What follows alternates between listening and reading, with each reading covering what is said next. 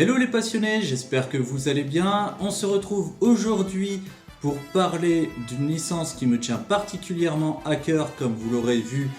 Il s'agit de Saint Seiya, la BD créée par Jérôme Alquier et Arnaud Dolène, parue aux éditions Kana. Si vous avez peur d'être spoilé, ne vous inquiétez pas, il est hors de question pour moi de vous diffuser la moindre image autre que celle que vous allez avoir ici, tout simplement parce que personnellement je déteste ça et que je trouverais dommage de vous gâcher le plaisir, puisque pour moi la découverte quand vous l'avez dans les mains, déguster la moindre image, vraiment c'est un plaisir qui arrive une fois par an avec ces BD, puisque c'est le terme de parution jusqu'à présent.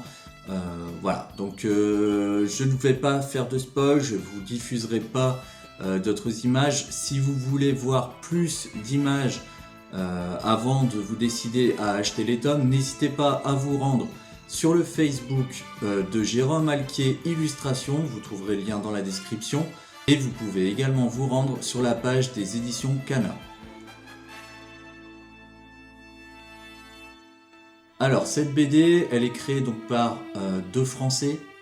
Donc c'est un format BD qu'on n'a jamais vu dans l'œuvre Saint Seiya. On a l'habitude de voir les mangas, d'avoir les animés, mais en format BD, on l'avait jusqu'à présent, en tout cas pas à ma connaissance, on l'avait jamais connu. Je trouve que ce format est ultra intéressant pour le coup. Moi j'adore voir les images en couleur de nos chevaliers. On se retrouve en fait à mi-chemin entre la version manga et la version animée. On est à la sortie du tome 3, donc chaque tome met en lumière un de nos chevaliers de bronze principaux. Donc vous avez le tome 1 où c'est Ikki qui va être au centre de l'histoire, le tome 2 qui est plus centré sur Chaîne d'Andromède, et le tome 3 avec Yoga du Cygne. Pourquoi est-ce que sur la couverture il est dans l'armure du Verseau? Et bah pour ça il va falloir acheter le tome et le lire. À savoir que cette histoire est 100% originale, elle est créée de toutes pièces par Jérôme et par Arnaud, mais elle est validée, et ça c'est une chose extrêmement importante pour tous ceux qui se posent la question: est-ce canon, est-ce non canon, est-ce que ça rentre dans la chronologie ou pas? Tout ce qu'ils ont fait, que ce soit l'histoire, que ce soit le chara-design, est validé par la maison de maître Kurumada. Donc on va pas parler de suite, puisque vous allez voir, ça s'imbrique en fait dans l'histoire dans laquelle on se retrouve. Bon là je pense que je ne diffuse pas de secret d'état. Sur le tome 1, ça se passe avant la bataille du sanctuaire. Le tome 2 juste après la bataille du sanctuaire, et le tome 3 se passe lui après Poséidon. Voilà pour savoir à peu près où on en est sur la timeline. Chose inédite, c'est que nos protagonistes vont faire face à une armée jusque-là jamais exploitée, qui est extrêmement bien réalisé. Bien évidemment, vous doutez bien que c'est en lien avec la mythologie grecque. Donc voilà, ça a été créé de toutes pièces par ces deux génies. Vraiment, j'emploie le terme de génie parce que clairement c'est du génie artistique, il n'y a pas d'autre terme.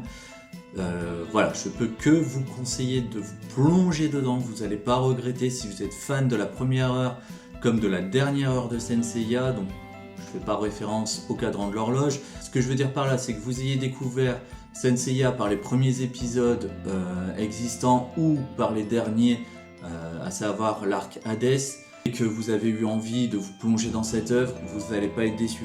Parce que vraiment, vous allez retrouver le génie de ces deux artistes, qui ont fait un travail dantesque, on ne peut pas dire autrement. C'est des pépites, ils ont de l'or dans les mains.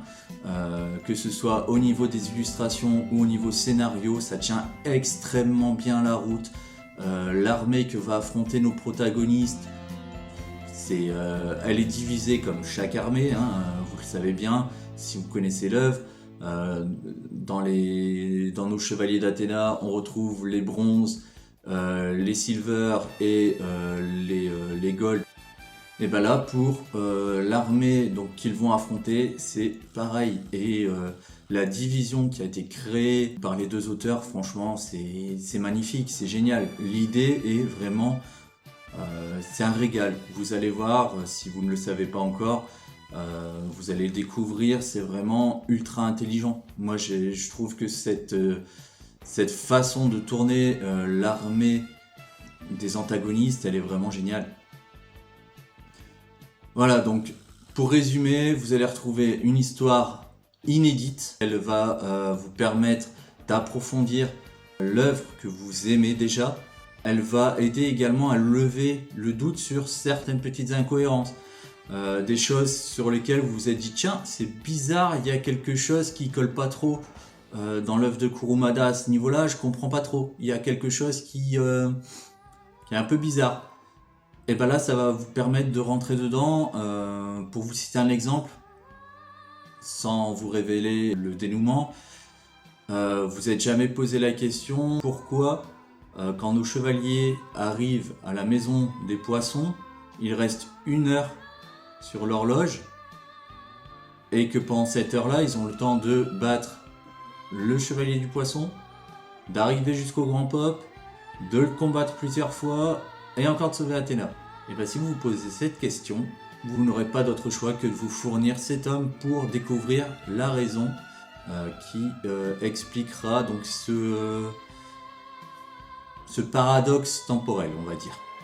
En conclusion, ce que je peux vous dire, c'est que vous cherchez un cadeau pour faire plaisir à un fan de Saint Seiya. Bon, il y a de fortes chances qu'il l'ait déjà, mais si c'est pas le cas, vous pouvez lui offrir cet homme. Vous êtes sûr et certain que ça plaira.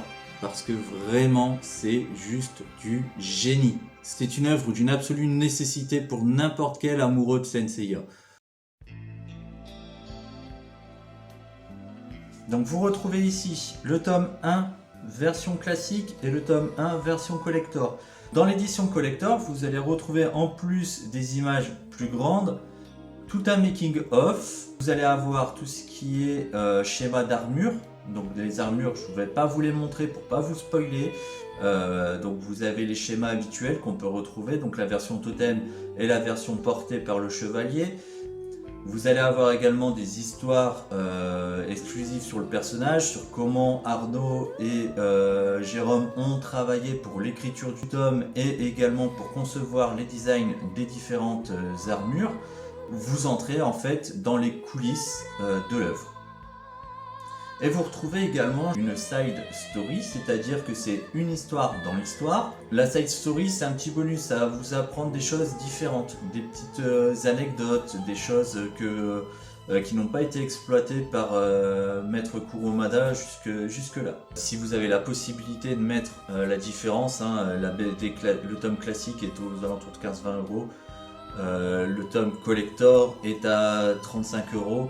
Faites-le, vous ne regretterez absolument pas votre achat, croyez-moi. Pour avoir vu la différence dans le tome 1 entre l'édition classique et collector, voilà, je vais pas dire que vous avez la même histoire, on est d'accord, mais vous en apprenez beaucoup plus grâce au livret et la side story et tout ce que vous avez en supplément et en bonus.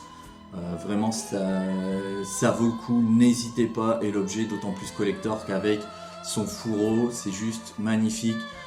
Si vous êtes collectionneur de Miss Claus en background, c'est génial. Que vous ayez des statues en 1/6, vous pouvez le mettre également derrière un chevalier du Phénix, un chevalier du Cygne ou d'Andromède, puisque c'est les 3 qui sont sortis. Ça fonctionne du tonnerre. Et voilà, foncez vraiment, achetez vous les tomes, faites-vous ce plaisir là, offrez-les auprès de votre entourage fan de Saint Seiya. Attention, les tomes collector sont en édition limitée, c'est pour ça que ça porte le nom collector. Donc premier arrivé, premier servi. Quand il n'y en aura plus, ça ne sera pas réédité. Faites attention à ça. Petit message à Jérôme et à Arnaud. J'ai hâte d'être à l'année prochaine pour découvrir la suite des aventures de nos héros.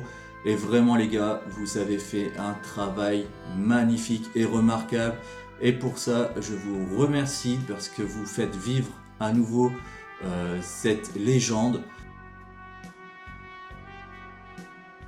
Sur ce, je vous souhaite à tous une bonne journée, une bonne lecture et à très bientôt.